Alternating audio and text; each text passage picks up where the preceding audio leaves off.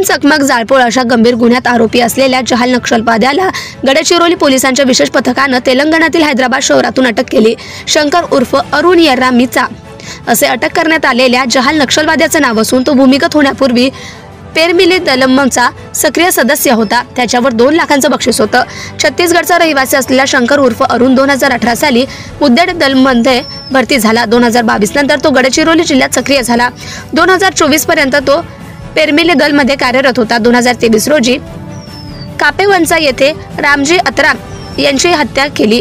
दरम्यानच्या काळात गडचिरोली पोलिसांनी नक्षलवादी विरोधी मोहीम अधिक तीव्र केल्याने घाबरलेल्या शंकरने भूमिगत राहून काही काळ शेती केली आणि त्यानंतर तो तेलंगणातील हैदराबाद येथे कामगार म्हणून राहू लागला। या संदर्भात मिळालेल्या गोपनीय माहितीवरून पोलीस अधीक्षक निलोत्पन यांच्या मार्गदर्शनात C60 पथकाच्या जवानांनी सापळा रचून 4 सप्टेंबरला हैदराबाद येथून शंकरला ताब्यात घेतलं। यावेळी चौकशी दरम्यान त्याने हत्येची कबुली दिली। यावरून पोलिसांनी विविध कलमान्वये गुन्हा दाखल करीत त्याला न्यायालयात हजर केलं। न्यायालयाने त्याला 4 दिवसांची पोलीस कोठडी सुनावली।